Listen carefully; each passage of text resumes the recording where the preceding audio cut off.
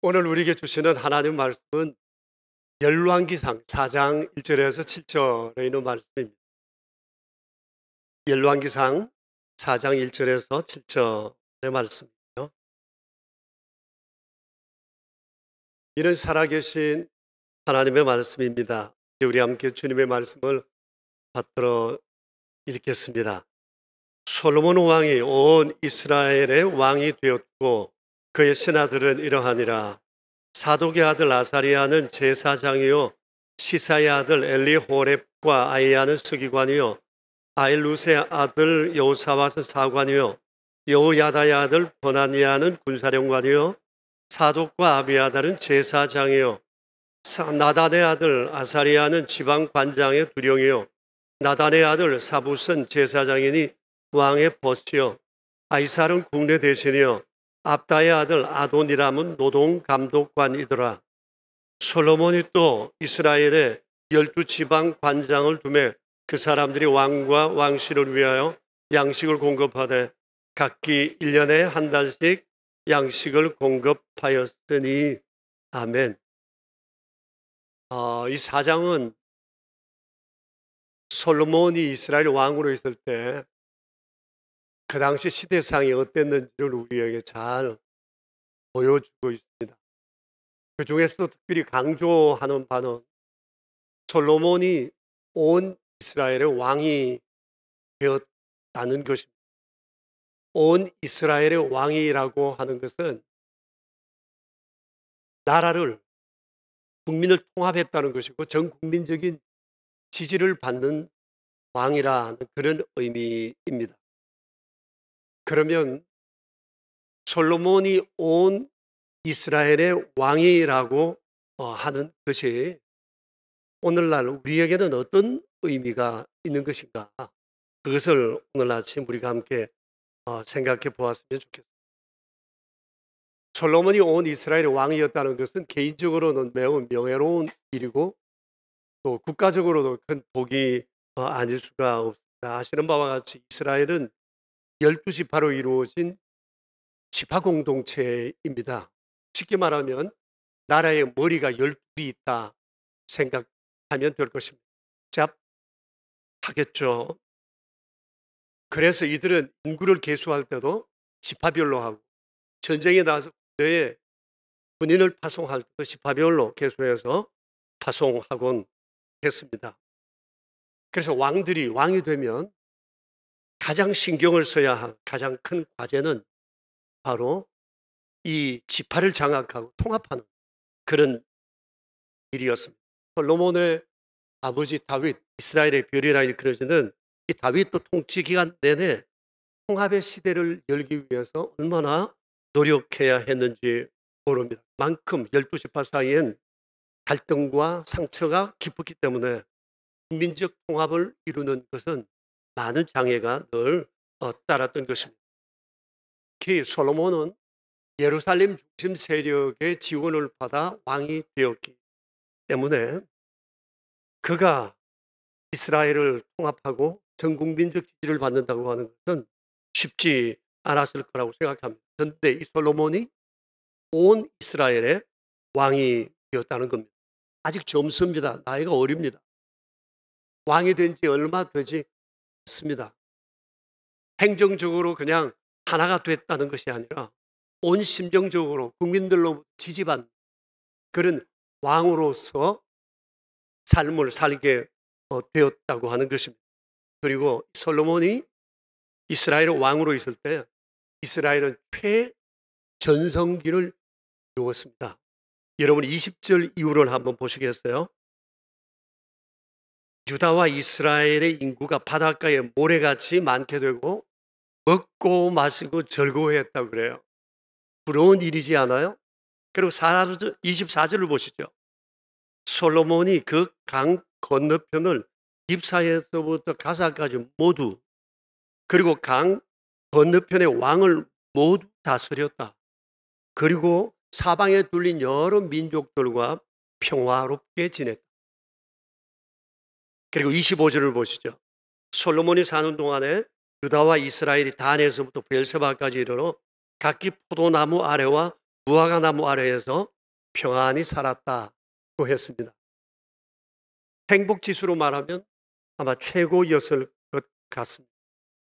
이렇게 솔로몬이 40년을 이스라엘을 통치하는 동안 이스라엘은 최고의 물질적 번영을 이루었고 영토도 아버지 다윗 때보다도 더 넓히게 되었고 국제사회에서의 지위도 크게 높였습니다. 그야말로 태평성대를 이룬 때, 이때가 바로 솔로몬이 이스라엘 왕으로 있을 바로 그때였습니다. 참 부러운 일이 아닐 수가 없습니다. 그래서 세상의 모든 나라 통치자들이 간절히 바라는 것이 하나 있는데 그것이 바로 국민통합입니다. 나라가 어렵고 위태한 건 외부적 상황이라고 하기보다는 내부적인 여러 가지 문제로 인해 비롯되는 경우가 많다는 것을 누구나 잘 알고 있습니다. 우리나라 역사만 해도 그렇습니다. 중세 우리 민족이 겪었던 큰 위기적 상황은 임진왜란이었습니다. 임진왜란이 일어나기 수십 년 동안 얼마나 나라가 어수선했는지 모릅니다. 눈만 뜨면 동인과 서인이 나누어져서 부패로 이루어 싸웠습니다. 그들에게는 백척간두에 서 있는 이 나라의 안위는 아랑곳도 없었습니다. 잘못된 정의와 옳음을 내세워서 상대편을 죽이고 쳐내는 일에 골몰했던 것입니다. 우리가 잘 아는 명재상이라 일컬어지는 유성룡도 몇 번이나 옷을 벗어야 했고 낙향하고 귀양살이를 했어야만 했습니다. 참 군인이었던 이수신 역시도 여러 번 곤욕을 당했어야만 했었죠. 이런 충신들이 없었다면 그 난리통에 이 민족이 어떻게 되었을까 우리는 충분히 짐작해 볼 수 있을 것입니다. 부한말은 또 어땠습니까? 시아버지 대원군과 왕비 민비가 등을 졌고 조정의 대신들은 자기 유익을 챙기기에 바빴습니다. 그러는 중에 나라가 채로 일본의 식민지화되는 수치를 당해야만 했었습니다. 해방 이후도 다르지 않았습니다. 나라를 회복할 수 있는 너무 소중한 기회잖아요. 잃어버린 것이 얼마나 많아요. 이젠 뭔가 잘해야 되겠다고는 새로운 다짐을 해야 될 때지만 좌익이 출몰하면서 좌익과 우익이 싸우느라 황금 같은 기회를 놓치고 말았습니다. 그러다가 6.25라고 하는 민족적인 참상을 겪어야만 했습니다. 우리가 아는 바와 같이 나라의 위기 때마다 늘 내부적인 불화가 자리 잡고 있었습니다. 이것은 지금도 마찬가지입니다. 정부가 수립된 후에 대통령이 13번 바뀌었습니다. 취임식 때마다 취임사에서 대통령들이 그렇게 강조하는 것은 국민통합입니다.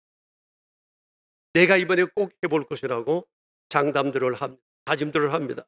그리고 여러 가지 플랜들을 내어놓습니다. 그렇지만 온 이스라엘, 온 대한민국의 대통령은 없었습니다.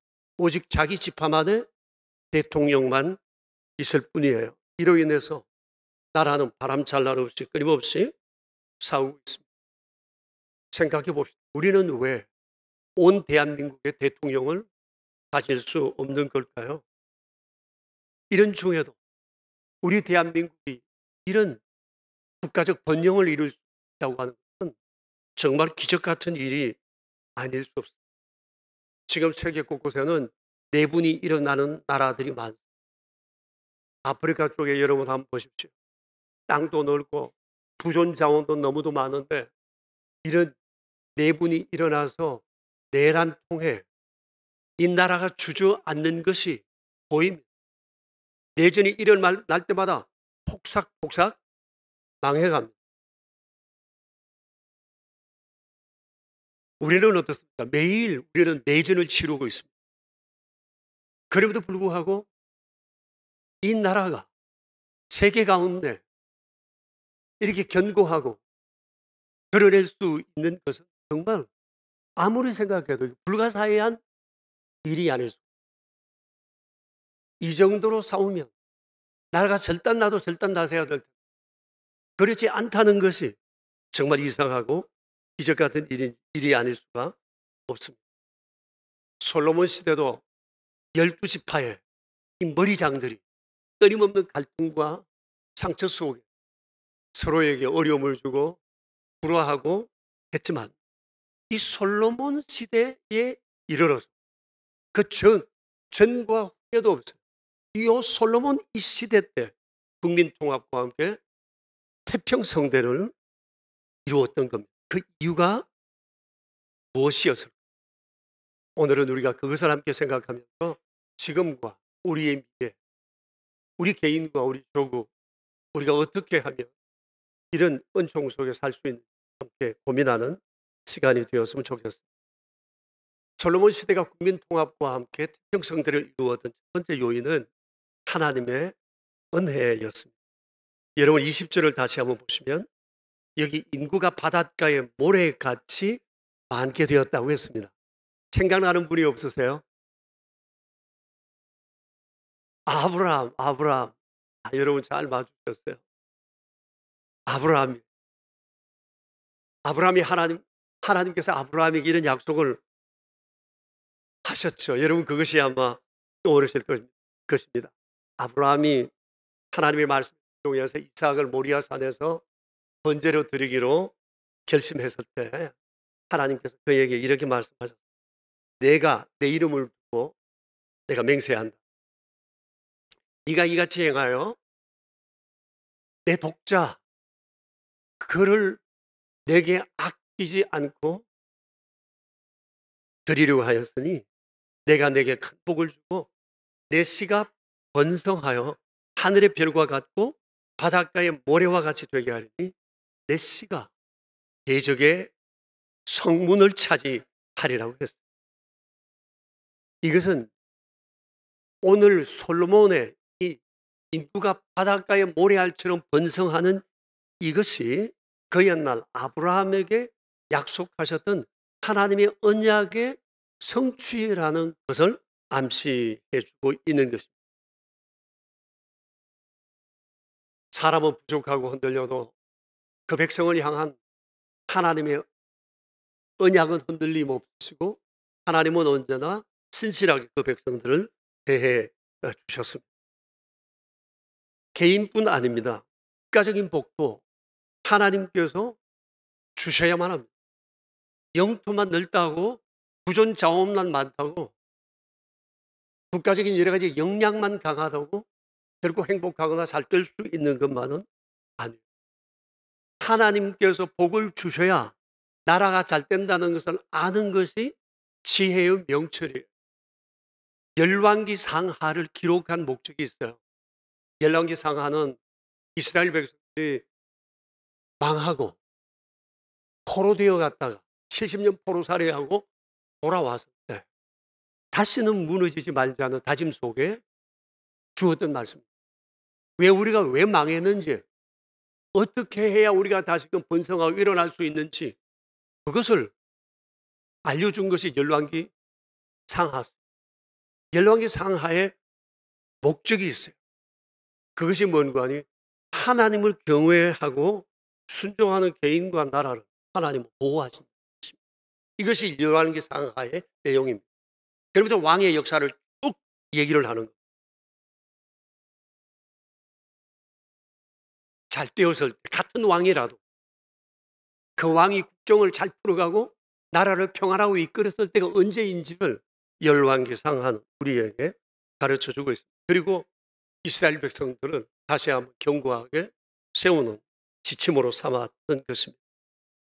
그렇기 때문에 하나님이 복을 주시지 않으면 국가적 역량이 아무리 강해도 그 복을 오래도록 누릴 수가 결코 없습니다. 그러므로 우리 조국 대한민국을 위해서 하나님께 기도해야 돼요. 하나님께서 보호해 주시길 날마다 우리는 주님 앞에 조국을 맡기며 기도를 쉬지 않아야 할 것입니다. 일제시대 때 식민지 치하에서 신앙의 선배들은 정말 다시 한번 이 나라에 기회를 주시기 그렇게 많이 기도했어요. 제가 오래전에 옛 선조들이 선 찬송가를 봤는데 찬송가 14장의 애국가가 들어요. 동해물과 백두산이 마르고 닳도록 하나님이 보호하사 우리나라만, 우리 믿음의 선배들은 예배 때마다 하나님의 보호하사 노래했어요. 찬양했어요. 그리고 하나님께서는 은혜를 입혀주셨어요. 도저히 일어날 수 없다고 생각했던 조선이 해방을 맞이하고 이렇게 견고해서 오늘에 이르게 된 것입니다. 옛 선배들처럼 우리는 우리의 조국 대한민국의 번영을 위해 하나님이 쓰시는 그런 나라, 우무하의 아름다운 통로가 되기 위해 우리는 기도를 끼워서 주님, 우리 조국 대한민국을 보호해 주시고 우리는 쉬지 않아야 할 것입니다. 하나님께서는 열왕기서를 통해서 개인과 민족과 나라가 잘 되는 길을 말씀해 주시고 그것은 하나님의 손에 있다는 것입니다. 솔로몬 시대의 통합과 태평성대의 두 번째 이유는 믿음 좋은 조상님들의 덕분이었어요.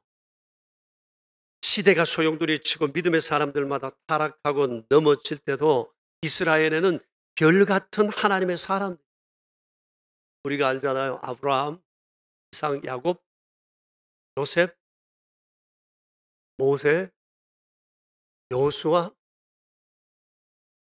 사무엘, 다윗. 이분들은 믿음을 자기 생명보다도 더 소중히 여겼어요. 그들의 시선은 온전히 하나님을 향했고 Love God, love people이 너무나도 분명한 삶을 살아왔어요. 이 믿음의 DNA가 솔로몬에게까지 이어져 무엇보다도 솔로몬은 그 아버지 다윗의 후광이 굉장히 컸습니다. 아시잖아요. 하나님께서 얼마나 다윗을 사랑하시고 이뻐하셨어요. 그러니까 솔로몬 시대의 태평성대는 믿음 좋은 조상님들 덕분이었다고 말할 수 있을 것입니다. 우리 민족, 우리에게도 조상들로부터 물려받은 좋은 DNA가 있습니다. 하나님의 은총은 크게 둘로 나누어지는데 특별 은총과 일반 은총. 특별 은총은 믿음으로 말미암아 주어지는 은총입니다. 일반 은총은 그 개인의 인격과 덕스러움을 통해서 주어지는 것입니다. 그렇다고 볼 때 우리 민족에게 일반 은총, 조상들의 일반 은총의 DNA가 우리에게 물려졌다 말할 수 있어요. 저는 그것이 부지런함과 교육열과 애국심이라고 생각합니다. 정말 우리 안에 부지런함이 있어요. 우리 대한민국 사람들 부지런하다는 것은 정평이 나 있습니다. 특히 해외에 나가신 분들은 힘들고 어렵지만 노력해서 그들은 나름대로 삶을 아름답게 이룹니다. 그렇게 열심히 사는 유대인들이 떠난 자리에 이 민간 우리 대한민국 사람들이 들어간다고 그러잖아요. 우리 안에는 일하고 싶은 열정들이 많이 있어요. 요즘은 많이 식었습니다.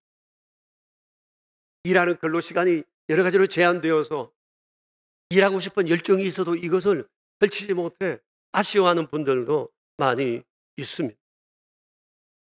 그런데 우리 안에 있는 이 부지런함의 DNA가 언제부터 주어져서 제가 살아온 삶의 여정 속에 본다면 저는 그것이 60년대 시작된 새마을 운동이 아닌가 하는 생각을 해봅니다. 아마 제 나이 연배 전후 되시는 분들은 한번 생각해 보세요.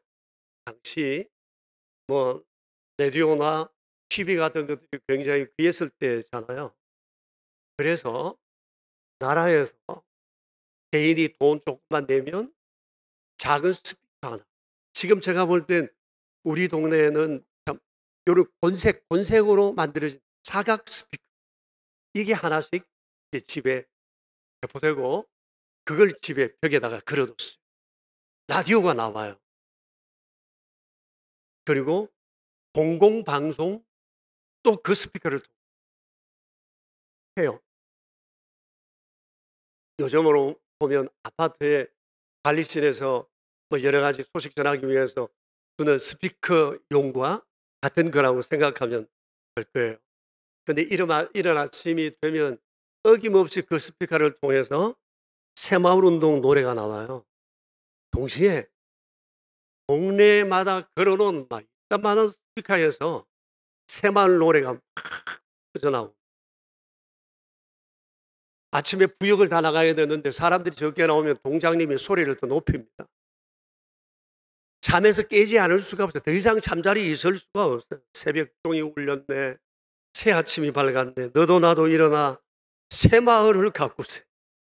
살기 좋은 내 마을 우리 힘으로 만드세. 나 이 소리를 듣고 전부 다 깨어 일어납니다. 그러고 난 다음엔 동장님의 안내 방송이 이어집니다. 동장입니다. 오늘 아침에는 개울 청소가 있습니다. 각 집에서는 한 사람씩 삽이나 괭이를 가지고 다 모여주시기 바랍니다. 다시 한번 말씀드립니다. 우리 동네 울릉도는 그랬어요. 여러분 동네는 어땠는지 몰라요. 부모님들이 못 나가면 초등학교 다니는 우리라도 삽을 들고 나가야 돼요. 안 그러면 체크가 되고, 또 동네 사람들 눈치가 보여요. 그래가지고 우리가 무슨 힘이 있어요. 어른들 하라는 대로 하고 쫄래쫄래 따라다니다가 일하고 난 다음엔 세수하고 집에 와서 밥 먹고 학교로 갑니다. 근데 이게 겨울 여름에는 힘들어요. 일어나기도 싫은데, 이불에서 나오기도 싫은데, 너무 더워가지고 축 처지고 싶은데, 이 노래 들으면 안 나갈 수가 없어요. 새마을을 가꾼다는데 가야지. 근데 이걸 수년 계속 하다 보니까 어린 제 마음에도 우리 동네, 우리 마을, 이 지역 내가 가꿔야 되고 내가 지켜야 된다는 생각이, 애정이 생기는, 내 동네라는 생각이 들더라고요. 이런 새마을 운동으로 인한 이 부지런함이 산업화와 더불어서 우리나라를 이렇게 건강하고 견고하게 세울 수 있는 길이 되지 않아서 생각해요. 이 부지런함의 DNA가 우리 안에 생기게 되었어요. 그렇게 훈련되었으니까 어디 가도 부지런함이 하나의 우리의 트레이드 마크가 되는 거예요. 일하고 싶고 먼저 뛰어나가고 싶고 챙겨주고 싶고, 이것이 바로 내일이라는 생각이 막 들게 되는 거죠. 그렇지 않아요? 제 나이 또래 되시는 분들이 별로 안 계시지만 그렇지 않아요, 여러분? 우리 안에 이런 부지런함을 가진 것은 너무나도 귀하고 복된 것이라고 생각이 되었어요. 그리고 우리 안에 또 다른 DNA 하나는 교육열. 지금도 그렇지만 우리 부모님들은 먹는 것보다 입는 것보다도 자식 교육시키는 일에 자신의 모든 것을 다. 제가 얼마 전에 이런 책을 한 권 읽었습니다. 유엔에서 시작된 대한민국의 기적이라는 책인데, 한국 산업화의 설계자 김재관 박사의 평전, 홍석화신가 하시는 분이 아마 이 글을 쓰신 것 같아요. 그 책을 쭉 읽다 보면 제가 알지 못했던 여러 얘기들이 많이 나와요. 그 가운데 하나를 여러분 소개해드리면, 6.25가 발발하지 말자 우리는 뭐 수도를 순식간에 내어주고 밀려 남쪽으로 계속 내려오고 경상도 일부분, 그러다가 사람들이 부산으로 이렇게 막 밀려오기 시작했어요. 당시 부산의 인구가 40만쯤 되었는데 순식간에 100만이 됐답니다. 그리고 곧바로 임시정부가 7월에 부산에서 꾸려졌습니다. 이때 이승만 대통령께서 전쟁 중에도 대학생들의 학업을 중단해서는 안 된다는 생각을 갖고 전시 연합 대학을 문교부 이용으로 만들었습니다. 그리고 대학생들이 합동 수업하도록 조치를 했어요. 그리고 대학생들이 이 소식을 듣고 부산으로 몰렸고, 개교를 하자마자 80명이 등록을 했어요. 이곳이 바로 부산 부민관에 마련된 전시연합대학입니다. 이때 학점을 최고 몇 점까지 따게 했느냐? 30점까지 따게. 30학점. 여러분 이거 쉽지 않은 학점이잖아요. 요즘도 따면 그렇게 딸 수 있나요? 어렵지 않아요. 근데 이렇게 공부를 하도록 대학생들은 전시 중에도 책을 놓으면 안 된다고 하는 것은 멍석을 깔아주고 공부할 수 있도록 이끌어 주었다고. 그리고 우수한 학생들에게는 군징집을 면제해 주었답니다. 온갖 비난이 쏟아졌답니다. 공부 못하는 사람은 핫바지냐, 우리는 총알바지냐, 머리 좀 좋다고 뭐 그래서 되느냐, 뭐 별의별 일이 있지만 대통령이 밀어붙였답니다. 사실 전쟁 중에 군인 한 사람이 아쉬운 때잖아요. 근데 지금보다 미래가 더 중요하다고 생각했던 겁니다. 여러분 전쟁 중에 이런 나라가 대한민국 외에 또 있을까 싶어요. 전쟁이 맞췄어요.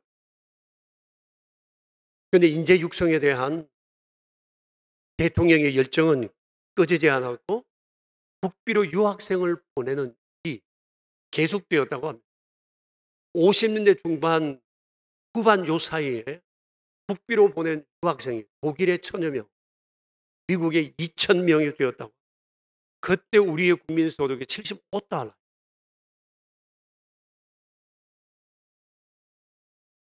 살기도 빠듯한 나라에서 인재들을 놀라 그것도 이공계 쪽으로 상당수 많이 유학을 시켰다. 이거 교육에 대한 철학 없이는 어려운 일이라고 생각이 되어집니다. 그런데 놀라운 것은 이때 유학했던 유학생들이 10년이 지나 한국으로 돌아와서 우리나라 공업 발전에 산업화의 주역들이 되었다는 것 아닙니까? 그러니까 우리 대한민국의 번영의 밑바닥에는 교육이 있었다. 그렇게 말할 수 있을 거예요. 나라에서 공부, 아이들 공부시켜야 된다는 이런 분위기가 확산되니까 집집마다 자식 교육이 하도. 우리 고향도 그랬습니다. 아이들 공부시키는 일에 부모들의 열정이 대단했습니다. 저희 울릉도에 상당한 아이들이 유학을 갔습니다. 우리의 유학은 육지로 나가는 겁니다. 생각해봐요. 여러분 울릉도에서 당시 육지로 나오는 게 쉬운 건가요? 공부하는 게 오징어 팔고 나물도도 팔아가지고 육지로 아이들 공부 보낸다는 게 쉬운 일. 근데 우리 동네 열심히 있는 부모님들은 초등학교 마치면 아이들 보냈어요. 저는 중학교 마치고 나왔어요. 이거 쉬운 게 아니거든. 어디 울릉도만 그랬겠어요. 시골에서 자라신 분들은 아시잖아요. 부모님들이 공부시키려고 논 팔고 소 팔고 그렇게 넓었던 가장이 나중에 보니까 하나도 없이 집 하나만 남았어요. 자식들 공부시키느라고. 부모님들이 지나가면 저것도 우리 땅, 저것도 우리 땅 그러는데 공부시키는데 다 들어가 버려요. 사실 부존 자원이 없는 우리나라의 자원은 사람과 교육, 사람을 교육시켜 놓은 이것이. 부모님들은 자식 공부시키는 일에 정말 온통 관심을 쏟아서요. 오늘 나되면 정말 부모님들의 공이 크다는 사실, 우리는 결코 있어서는 안 될 것입니다. 제가 얼마 전에 일타 스캔들이라는 TVN 드라마를 봤습니다. 드라마만 보고 그러지 마세요. 제 형편이 좀 그래가지고 좀 봤다 이겁니다.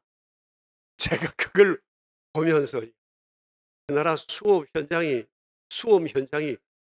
만일 현실대로 그 드라마대로라면 현실은 정말 힘들고, 이거 함부로 뭐 이 말할 게 아니구나. 일타 스캔들 봤어요? 정말 대단하더라고요. 뭐 어떤 사람은 이제 공부가 입시가 치열하니까 비난도 하지만 긍정적인 측면도 있어요. 보석이 그냥 발견되는 게 아니잖아요. 달기만 했다고 그래서 그게 보석이 되나요? 갈고 닦아야죠. 이런 치열한 경쟁 속에 보석들이 만들어져요. 또 처지는 사람도 있지만 필요하잖아요, 이런 경쟁. 대학에 들어간 아이들이 그런다. 다시는 고3으로 돌아가고 싶지 않다. 그러기는 해도 이런 과정을 거침으로 인해서 오늘의 내가 있고 가정이 있고 그리고 우리 조국이 있다는 사실을 우리는 잊지 않아야 할 것입니다. 공부해야 한 자식들 공부시키자. 이 좋은 교육에 대한 DNA가 우리 조상들로부터 이어받았어요. 이건 너무 귀하고 복된 것이 아닐 수가 없어요. 그리고 우리 안엔 애국심이라는 DNA가 또 있습니다. 어떤 언론에서는 요즘 젊은이들이 대한민국을 헬조선이라고 조소하고 애국심은 바닥을 쳤다고 얘기를 합니다만 제가 만난 청년들은 그렇지 않습니다. 여러분 우리 교회 청년들 군대 갈 때 모습 보잖아요. 예, 그냥 여기 들어갈 만큼만 뽑아놨는데 우리 애들 얼마나 씩씩하게 들어가요. 군대 가는 것을 당연하게 여기더라고. 군대 갔다 와서 뭐 해야 되겠다는 아이들도 있고 내가 이거 다 마치고 난 다음에 군대 가야 되겠다는 아이들도 있습니다. 오늘 2부 예배도 목사님 저도 군대 가기 위해서 공부 마치고 왔습니다. 영국 유학 마치고 들어온 아이가 있더라고요. 조국이 없으면 우린 난민입니다. 자유민주주의를 맛본 우리는 공산주의 치하에서는 살 수 없어요. 여러분 공감하실 거예요. 그렇기 때문에 전쟁이 나면 너도 나도 할 것 없이 우린 전선으로 나가야 합니다. 저도 나갈 겁니다. 나가야죠. 그 밑에서 살기보다 죽는 것이 차라리 낫지 않아요. 살기 위해서 죽어야죠.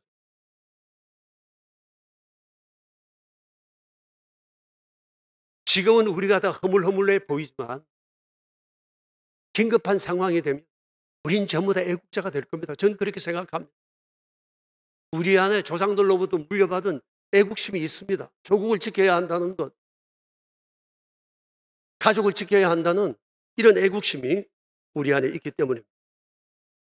여러분, 우리는 참 선한 조상들 덕분에 하나님의 일반 은총인 DNA, 부지런함, 교육열, 그리고 이 애국심, 이 DNA가 우리 안에 있습니다.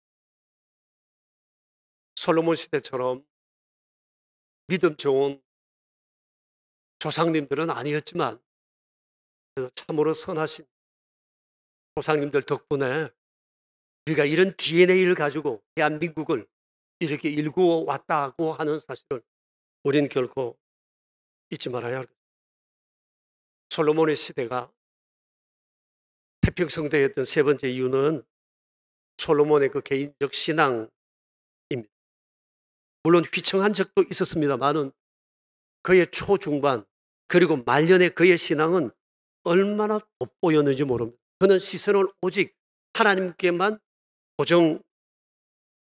그 대표적인 것이 일천번제, 잠언서, 전도서의 고백들입니다. 근데 일천번제를 하나님 앞에 솔로몬이 드리고 난 다음에 하나님이 물으셨어요. 내가 내게 뭘 줄까? 너는 내게 구하라. 소원을 주께서 요청하셨을 때 솔로몬이 한 말이 아닙니다. 지금으로 충분합니다. 이미 하나님 책에 더 이상 원하면 없습니다. 다만 종은 작은 아이라 이 큰 백성을 재판할 수 없습니다. 다만 저게 듣는 마음 선악간에 백성들은 잘 판단하고 판단할 수 있게 해주십시오. 솔로몬 그때 약관 30 정도 됐습니다. 그 마음에 자기 조국을 하나님의 신앙 위에 세워야 되겠다고 하는 이 마음이 있었어요. 하나님을 사랑하는 선한 마음이 그에게 있었습니다. 그때 하나님께서 솔로몬의 얘기를 아주 흡족해 하시면서 약속, 내가 구하는 것은 물론 구하지 않은 부귀 영화도 다 주겠다. 이스라엘의 번성엔 하나님을 향한 솔로몬의 절대신앙, 그것이 있었다는 것은 우리가 기억해야 합니다. 물론 모든 백성들이 다 잘하면 좋지만 그렇지 않더라도 하나님은 한 사람을 보고 역사하시는 때가 많았다라고 하는 것을 우리는 성경을 통해서 너무나 잘 알고 있어요. 노아 한 사람 때문에, 아브라함 한 사람 때문에, 요셉 한 사람 때문에, 라합 한 사람 때문에, 다윗 한 사람 때문에 주님 역사하셨어요. 그렇기 때문에 우리는 우리 주변을 돌아보면서 우리 가정에는 믿는 사람이 나밖에 없어요. 크고 작은 공동체에 속해 있지만 내 주변에도 믿음이 제대로 바뀐 사람이 별로 없네요 하고 남을 비난하거나 한탄하거나 한숨 쉴 있어요. 알잖아요. 하나님은 한 사람을 보고도 역사하시는 분. 그 하나의 미랄이 떨어져 썩으면 많은 열매를 맺게 하시고 하나님은 그 한 사람을 통해서 역사하신다고 말씀을 하세요. 그러니까 다른 사람 잘 못해도 낙심할 거 없어요. 비난할 것도 없어요. 내가 내 가정의 대표 선수라 생각하면 돼요. 내가 내 작은 소그룹 공동체 안에 내가 대표 선수라 생각하고 내가 내 믿음 지키면 나 때문에 주변이 살아요. 가정이 살아요. 공동체가 살고 조국이 살아요. 그렇기 때문에 여러분 다 잘하면 좋아도 그러지 않더라도 그래도 내게 주어진 믿음의 길을 끊임없이 걸어가는 것, 이것이 무엇보다 중요하다는 사실. 솔로몬 Love God 보다 분명했어요. 그것이 나라로 축복으로 이끄는 통로였어요. 솔로몬의 시대가 국민 통합과 함께 태평성대를 열었던 네 번째 이유는 국가의 체계를 잘 세웠습니다. 그것이 오늘 본문에 나옵니다. 여러분 1절, 2절을 보시면 솔로몬이 온 이스라엘의 왕이 되었다는 것과 함께 그의 신하들 그리고 그들의 이름이 기록되어 있습니다. 여기 밑줄을 쳐둘까요? 온 이스라엘 왕 그리고 그의 신하들, 여기 밑줄을 쳐둡시다. 이름이 쭉 기록되는데 이들이 바로 솔로몬 정부의 핵심 인물들입니다. 그런데 이 인물들을 제가 하나하나 설명할 수는 없지만 인물들 중에 전 정권의 사람, 솔로몬이 새로 세운 사람, 국가 조직 가운데 전 정권으로부터 이어받았던 조직도 있고 솔로몬이 필요에 따라서 또 만든 조직도 있어요. 솔로몬은 탕평책을 썼어요. 골고루 인재들을 등용했어요. 이방인이라도 등용했어요. 그리고 일을 시켰어요. 그리고 신앙과 교육과 정치와 경제와 행정 이 부분의 일들을 만들고 사람들을 배치하고 그리고 그들에게 책임을 부여하여 나라의 일들을 감당하게 했다고 하는 사실입니다. 이 사실을 솔로몬 시대를 설명하면서 서두에서 밝힌 이유가 있습니다. 이 태평성대의 요인이 솔로몬이 잘나서 된 것이 아니에요. 솔로몬과 함께하는 이 신하들의 동력으로 말미암아 되어졌다는 것은 밝히기 위함입니다. 이것을 강조하기 위함입니다. 이들 모두는 다 하나님을 주인 삼은 사람들이었습니다. 가정도 교회도 사회도 국가도 여기서 세계가 좌우됩니다. 오늘 우리가 말씀을 통해서 본 바와 같이 솔로몬 시대의 태평성대는 너무 부러운 일입니다. 그 이유 또한 아주 분명합니다. 오늘 우리가 이 말씀에서 본 바 이 아름다운 태평성대의 요인을 우리 삶의 길잡이로 삼고 조국 대한민국 번영을 위한 기도 제목 삼았으면 좋겠습니다. 이제 우리 함께 기도하겠습니다. 우리 자신을 돌아봅시다. 나의 나됨이 나의 똑똑함으로만 되는 것이 아니라 하나님과 조상님들과 부모님들의 아름다운 수고와 그 좋은 DNA로 말미암아서 우리가 잊지 말아야겠다.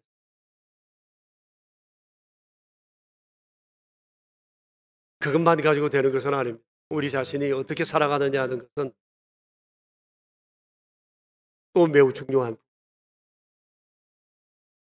2분 정도 이제 나는 어떻게 살아야 할까? 개인과 우리 조국을 생각하며 우리 함께 기도합시다.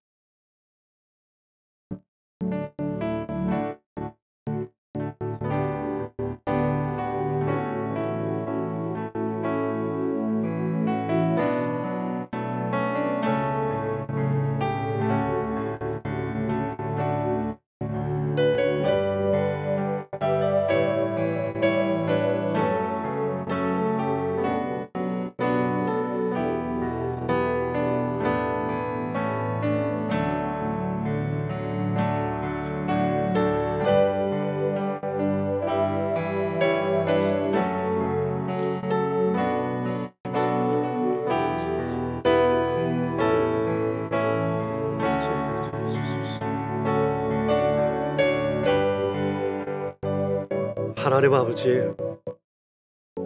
이스라엘의 최전성기적 모습은 저에게 보여주시고 또 그렇게 될 수밖에 없었던 몇 가지 이유에 대해서 알게 해주시고 저희가 오늘 여기까지 이런 은총 속에 살 수 있었던 요인 역시 오늘 이 말씀을 통해서 찾게 하시고 오늘과 우리의 미래를 더 아름답게 만들어가기 위한 요인이 또 무엇인지 재발견하게 해주신 것에 자비로우신 주여, 저희와 가정과 교회와 이 사회와 우리 민족 공동체가 어떻게 살아가야 할지에 대한 길잡이로 기도 제목을 주께서 저희들에게 허락해 주시고 어떤 경우도 낙심하지 아니하며 주님 안에서 소망을 품고 믿음으로 살아 우리로 인하여 주변을 세우고 살리는 아름다운 통로가 되고 주님 저희를 끌어 주시옵소서. 우리의 구세주 예수 그리스도 이름으로 기도드리옵니다. 아멘. 이제 우리 다 함께 일어나셔서 20장으로 하나님을 찬양합시다. 옆 사람들과 함께 샬롬으로 인사할까요? 샬롬, 샬롬, 샬롬. 우리 한마디 더 합시다. 우린 잘 될 겁니다. 우리 조국도 잘 될 겁니다. 좀 성의를 가지고 말하면 안 될까요? 우리 20장 함께 찬양합시다.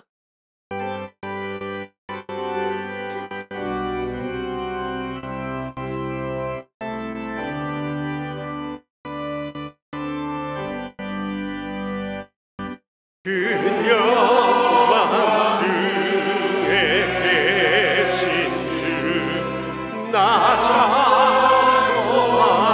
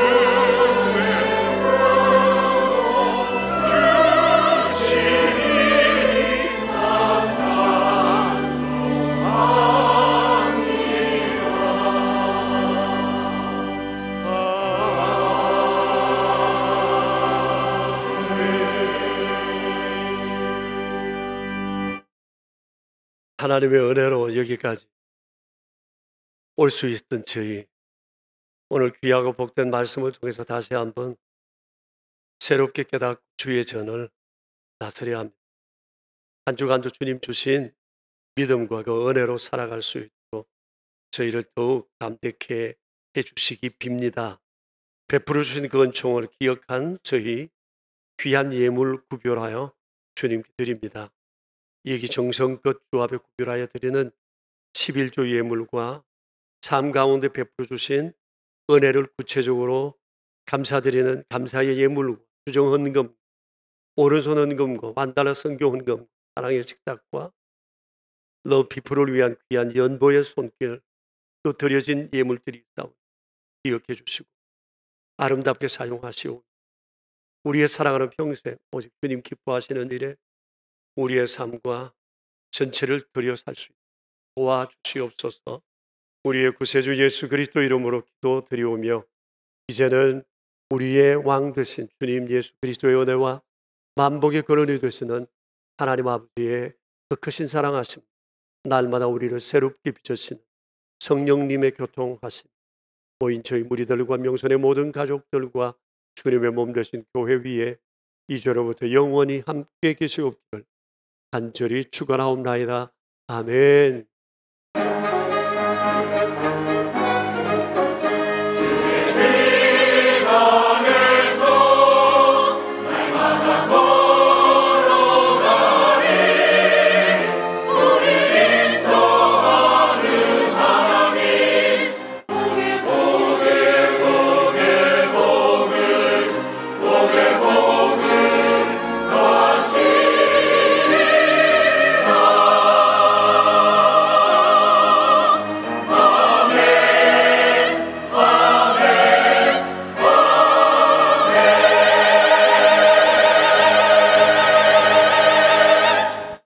여러분 한 주간도 평안하십시오. 오늘 저녁 예배는 따로 드리지는 않습니다. 4시 임직식 때 여러분 뵙겠습니다. 안녕들 가십시오.